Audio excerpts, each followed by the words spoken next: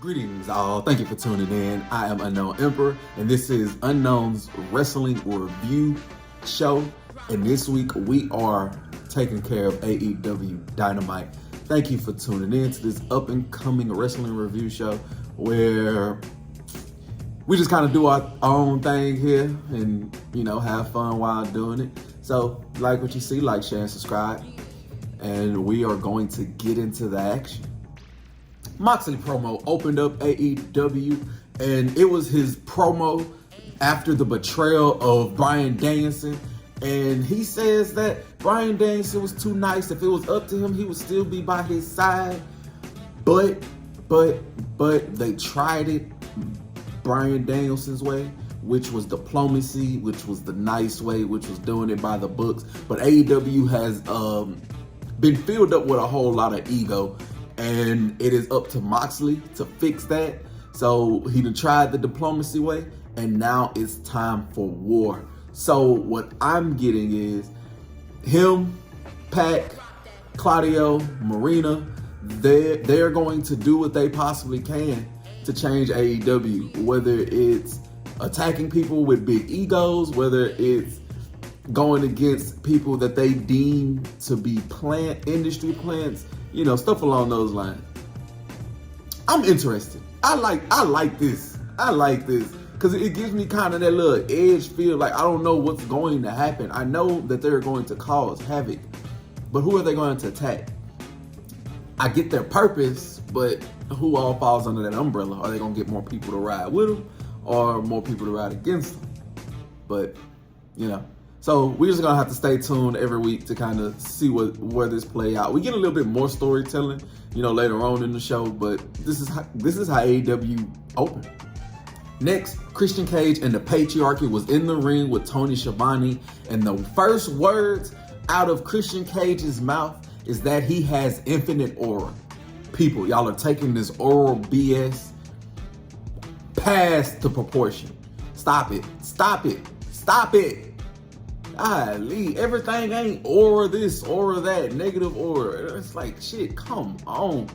But he said he had infinite aura, and that contract that he has, that he won with the Casino Gauntlet Battle Royale, that gives him a title opportunity, kind of like a Money in the Bank contract, for my WWE people. It's kind of like a Money in the Bank contract. So he got that. He said he had infinite aura. He said that when Kill Switch choked him, it made him feel good, like not in a kinky way, but because he looked into his eyes and saw a light bulb go up. And so he kind of used that moment of Kill Switch possibly snapping back to the Luchasaurus as a way to pat himself on the back, which is okay. And then he told Bryan Danielson to count his days.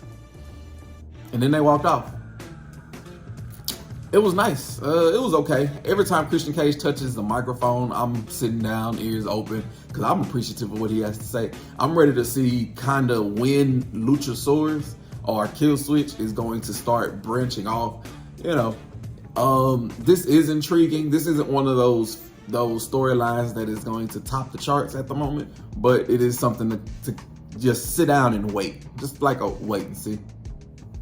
Our first match of the night was a TNT championship match between the Scapegoat Jack Perry taking on Lio Rush. And with the two people involved, you kind of have an idea about how this match is going to turn out. It was no surprises in this match. Lio Rush started off on top, being able to show what he has. He hit this amazing dive to the outside, and he even hit this great Spanish fly for the near fall, but this didn't do much but rile Jack Perry up a little bit. Jack Perry lawn darted Lio Rush into the middle turnbuckle. Then he hit two knees, 1, 2, 3.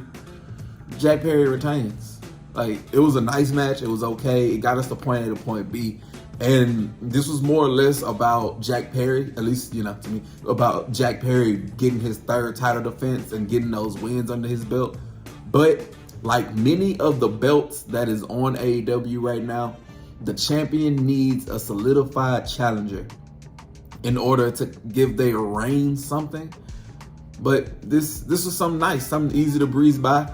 And, you know, ready to see what Jack Perry does next. So who's going to be his first kind of, you know, long drawn out storyline? But it was okay. Backstage with Renee was a very crazy Hangman. Me personally, I'm thinking that Hangman was going to win if he did win, and then keep going.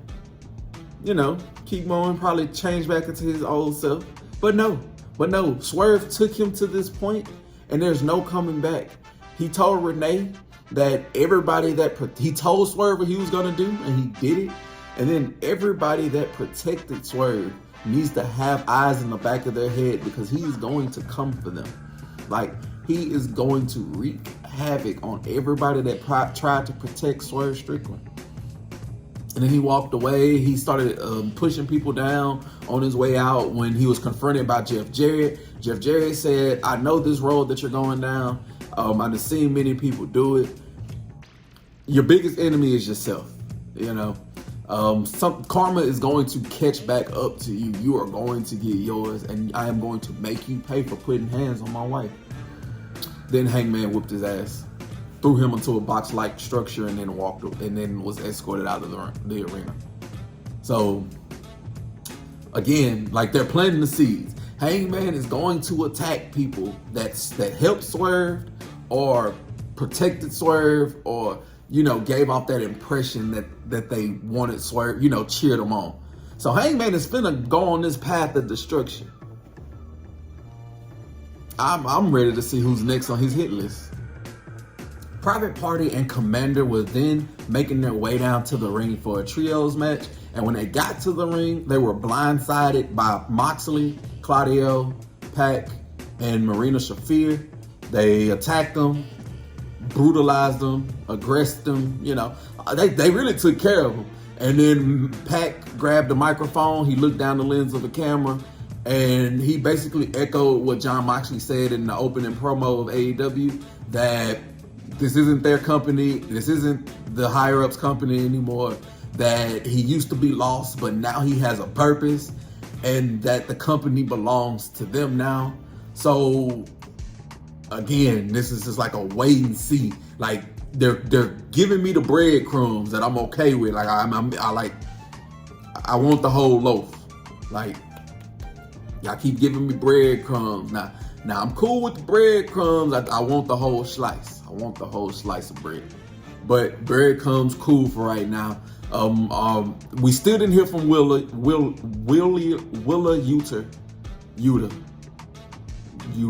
We haven't heard from Willa Yuta. We hadn't heard from him. So he wasn't involved in that, but he is very close to Bryan Danielson. So we need to see where this lies. And they're the trios they're the trios champions. They are the trios title holder. So there is so much riding on this team and this storyline to see what happens next. And I'm all in for it. No pun intended. Chris Jericho was then in the back with his branches, and he was donning a nice orange tinted jacket. But this was the jacket that Orange Cassidy ruined 4 years ago. So I know it either had to stank, be tight, you know, be a little, you know, be rough. It's orange juice for 4 years, and he wearing it, you know. But they stole Orange Cassidy's backpack, and he said he's going to reveal the contents of what was inside that backpack later on. Then he walked away. Then the Redwood said, consequences has repercussions, pay your dues. And the Redwood said, pay your damn dues. Then they walked off. Nothing much I can say about that segment. Ricochet then took on Sammy Guevara in the first time in AEW match. And with the two people involved, you already know what type of match this was hitting for. It was hard hitting, it was high flying, it was kicks, it was dives, it was flips, it was everything that you can ask for. These two in the beginning was just a filling out process, just a little slow build until they got to the climax. They were countering each other moves. They was flipping off of each other, not flipping each other off, flipping off of each other. So hitting backflips, landing dives. Ricochet got the action started pretty early. He was able to hit this nice corkscrew dive to the outside that landed on Guevara, but he landed on his feet, so he had all the momentum in the world. Sammy Guevara, at this point, was not going to be outdone, so they fought up the ramp, and it was here that Guevara climbed up on top of the stage. It was kind of like a ladder set, and he hit a moonsault and landed on top of Ricochet, and this was the jump start that was needed. It was these two pushing from this point forward, and it was pretty. They started off this match pretty great. Sammy Guevara had all the momentum. He even hit a similar dive that Ricochet hit at the beginning of the match to get everything started. But whenever he went to the outside and he landed that, he did start taunting a little bit. So, you know, right now in 2024, if you taunt, you kind of mess yourself off. Ricochet got the advantage again. Then he hit this nasty dive off the barricade. He also hit this standing moonsault for the near fall. Sammy Guevara was not going to be outdone at this point. He fired back with a Canadian destroyer that ultimately ended up in a near fall. So these two guys were throwing everything at each other. We saw moonsaults, we saw dives, we saw crossbody, super kicks, everything. These two were trading kicks inside the middle of the ring, essentially. Ricochet got the stronger of these two kicks. He landed the kill shot. Then he landed his, I think they're calling it the big vertigo. It's like a jumping kind of like sit out DDT kind of ordeal. 1, 2, 3. Ricochet gets another win under his belt, leading towards Will Ospreay. When after the match, Beast Morto hit him with a spear and was going to do a little bit more damage. When Sammy Guevara grabbed the chair and ran him off and shook Ricochet's hand as a sign of respect. So good guy, good guy. Okada was then backstage with Renee bragging about his easy victory at All Out when he was confronted by Don Callis and Takeshita. He called Don Callis and Takeshita a bitch, and then he walked off. But I'm assuming that the stare-off between these two is just setting up a one-on-one contest. And these two fought a lot in New Japan. If you go back and watch some of their matches, they have some of the greatest matches that you can see. So I'm ready to see this and how it stacks up in AEW, because Okada is a whole different character. Takeshita is more or less the same type of character he was in New Japan, just, you know, on a different spectrum. Okada is a totally different character, you know.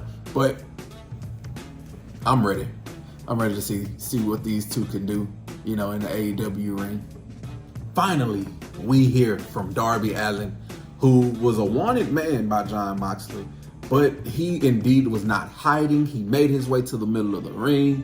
He let us know that he was here and that somebody was looking for him, and he knew where to find him. He sat in that corner staring at the tunnel that Jon Moxley normally come out of, in which he did. He came out with Marina Shafir. They met Darby Allin in the middle of that ring. Before Moxley could get to talking, Darby Allin stopped him. It's like, hey man, let me tell you a quick little story. He ran down the story about how he was homeless, how nobody believed in him, and how it took wrestling Jon Moxley in that ring, in that high school gym, to give him the confidence to prove that he can be a wrestler like his hero, Jon Moxley. But his hero turned on him in a sense, because he attacked Bryan Danielson, which is something that he felt like his hero would never do. So he wanted answers, and he wanted to know why he was looking for him. Moxley was just short, sweet, and to the point. He says, you're not ready. You weren't ready 5 years ago. You weren't ready 2 years ago. You're not ready now. So I'm going to need you to give me your title shot in 2 weeks. Darby Allin obviously declined. So he said, you haven't earned it. He said, you know, there's so much you haven't done, and you just think that I'm supposed to just give it to you. So Moxley was like, okay, I'll earn it. Fight me for it in 2 weeks. Darby Allin, who ain't a punk, said, okay, I'll fight you for it in 2 weeks. So we got a number one contenders match in 2 weeks between Darby Allin and Jon Moxley. And this is pretty tough. Like, this is really, really tough, because I'm sitting here thinking about it. I thought about it before the video while I was watching it. Who is going to win this match? Like, you don't want to take this opportunity away from Darby Allin, because why did he go through what he went through to get this opportunity in the first place if you're just going to give it to Jon Moxley?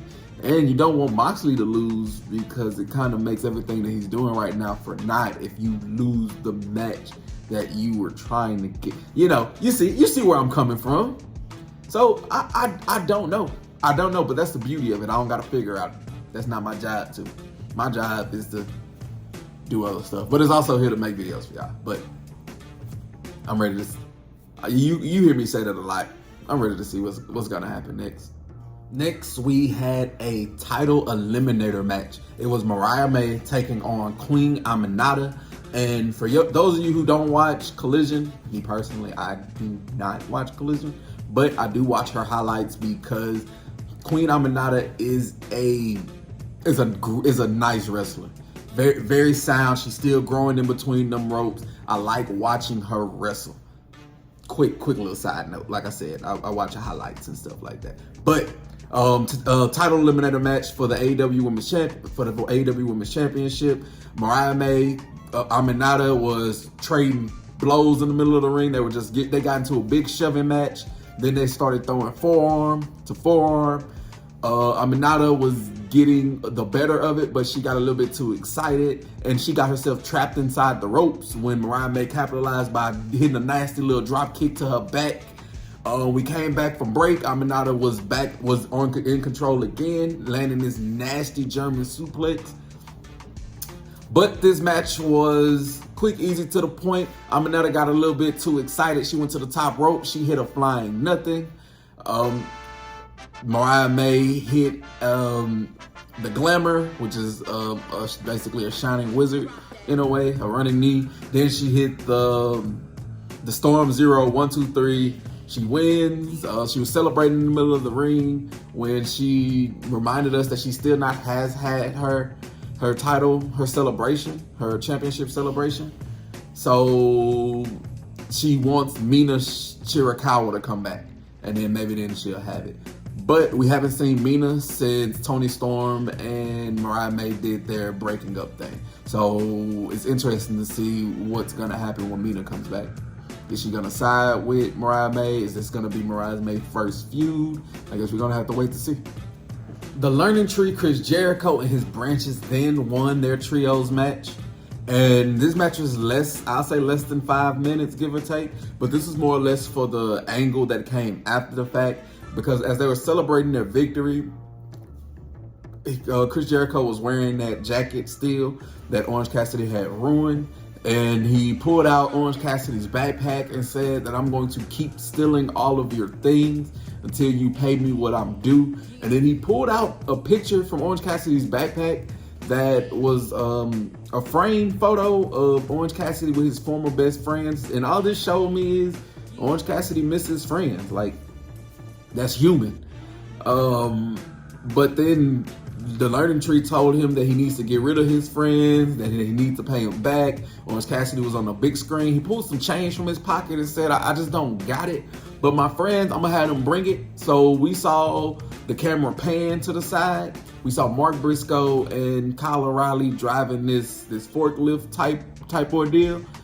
And looked like they dropped some coins in Chris Jericho's new Mercedes-Benz. Yeah, it was nice. Ruined it, so he ruined a $7,000 jacket, and now he ruined the Mercedes-Benz. So possessions are getting fucked up in Orange Cassidy's in Orange Cassidy. He does not value the expensive shit of other people. But hey, let's I'm all for to see what's gonna happen next. Like it's wild. It's wild. I never thought that Orange Cassidy and Chris Jericho would be feuding over a jacket from 4 years ago. But it's wrestling. It happens.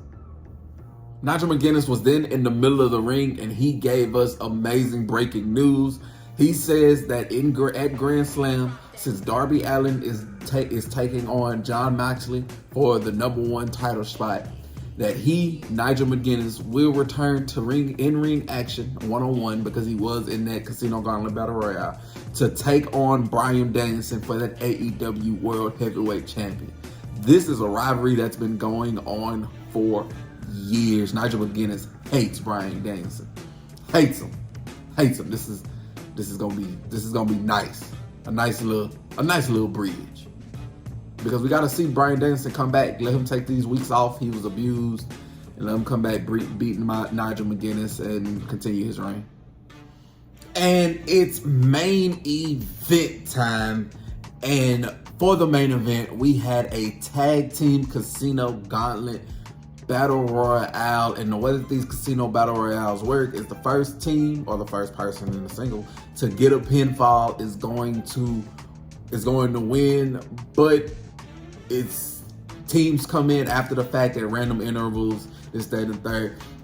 If you get about 15-20 minutes, sit down, watch this match. I think probably more towards 25. Watch this match because it was so much going on. I'm not able to recant to you the fast-paced action. Let me just run off a couple of teams. It started off with FTR taking on Kyle Fletcher and Will Ospreay, one of the greatest tag teams of all times, taking on two great wrestlers in their own right, best friends, Kyle Fletcher and Will Ospreay. The next team that joined them was the Righteous. Then we had Taven and Bennett from the Undisputed Kingdom. Then we had the Acclaim, followed by MXM, followed by the Outrunners, Top Flight, and then Grizzled Young Vets.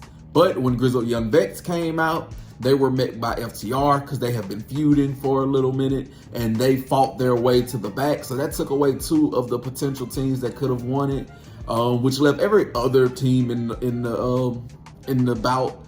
And this was the point to where everybody was getting their moves in, their big contests, their big dives, their big last final hurrah, tag team chaos happening. In the ring, it was Kyle Fletcher, Dante Martin. Dante Martin had Kyle Fletcher laying down in the middle of the ring. He went top rope. He He dove into some knees from Kyle Fletcher. Then he got hit with a hidden blade from Will Ospreay. Kyle Fletcher rolled up Dante Martin. 1, 2, 3. Will Ospreay. Kyle Fletcher is taking on the Young Bucks for that AEW Tag Team Champion, for those AEW Tag Team Championship belts. And it is here that I believe that Don Callis is going to turn on Will Ospreay. Maybe align with the Elite. I don't know. But I don't see Will Ospreay winning those tag belts. But it's going to be a great match. This is going to be a great match. It's a lot of seeds being planted. This AEW was a lot of filler, in my opinion. Like a whole bunch of promos, a whole bunch of talking, not that much action. But it was enjoyable. We breezed through it. I enjoyed it. It's not one of the better ones, but it was nice. It wasn't bad in any stretch of the imagination, at least to me. But you let me know in the comments down below what you thought about this week's AEW Dynamite. Like, share, and subscribe. Thank you so much for tuning in. Check out any other videos that I have on the channel because all of them are great. You have a blessed one. I will see you when I see you.